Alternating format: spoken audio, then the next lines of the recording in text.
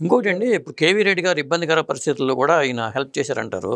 అంటే కేవీ రెడ్డి గారు as it ఈస్గా పెద్ద గ్రేట్ డైరెక్టర్ అండి. అంటే ఆయన ఇప్పుడు మాయాబజార్ చూసామంటే ఇవాళ మనం చూస్తున్న సాఫ్ట్వేర్ రంగం ఇవన్నీ అడ్వాన్స్డ్ టెక్నాలజీ, ఆర్టిఫిషియల్ ఇంటెలిజెన్స్ ఇవన్నీ చూస్తుంటే ఇవి అన్నీ కూడా ఆయన మాయాబజార్లో పెట్టాడండి. ఎప్పటి మాయాబజారు, ఎప్పటి చరిత్ర, ఆ రోజు చరిత్రకి ఈ రోజుకి అనుకుంటాను. అంత గొప్ప దర్శకుడు అండి, గొప్ప దర్శకుడు ఆయన. విజయ ప్రొడక్షన్స్, ఈవెన్ అటు బిఎన్ రెడ్డి గారు కానీ ఇటు నాగిరెడ్డి చక్రపాణి గారు కానీ వీళ్ళ జోనర్లో అలా ఉండ ఇదిలో చేసుకుంటూ వస్తే ఆయనని డేట్స్ తీసుకుంటానికి దుక్కుపాటి మోసన్నారు 1 year తిరిగి ఆయన వేటాడి ఇచ్చేసి ఆ కన్సర్న్ నుంచి బయటకు వచ్చేట్టుగా అన్నపూర్ణ పిక్చర్స్ దాని మీద దొంగరాముడు చేశారు. దొంగరాముడు చేసే రోజుల్లో కేవీ రెడ్డి గారికి రెమ్యునరేషన్ ₹1,00,000 అండి. అక్కినే నాగేశ్వరరావుకి రెమ్యునరేషన్ ₹20,000 అండి. అంటే ఒక దర్శకుడి 1,00,000, ఇక్కడ 20,000.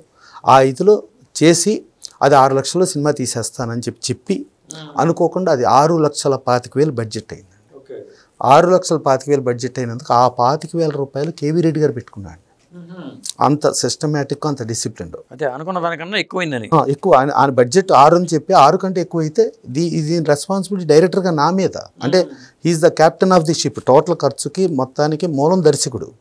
ఆ దర్శకుడు 25,000 నేను పెట్టుకుంటున్నాను, ఆయన పెట్టుకున్నాడు.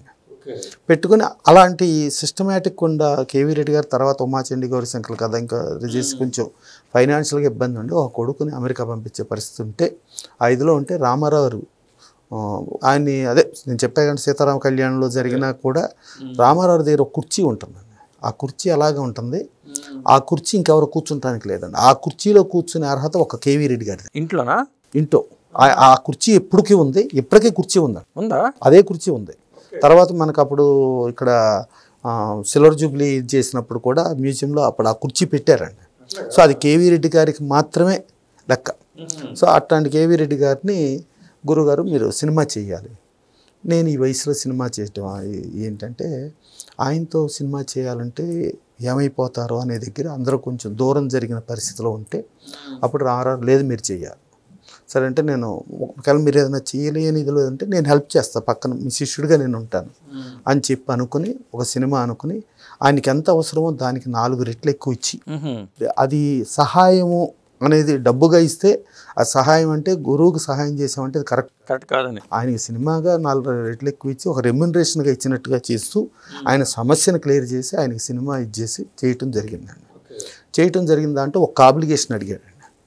ఆయన ఒక్క ఆబ్లిగేషన్ ఏంటంటే గురుగారు మీరు అందరినీ పెట్టుకుంటారు కదా, కానీ మీరు సి నారాయణ రెడ్డి గారిని పెట్టుకోరు. నా ఒక్క ఆబ్లిగేషను నాకు సి నారాయణ రెడ్డి గారు కావాలి.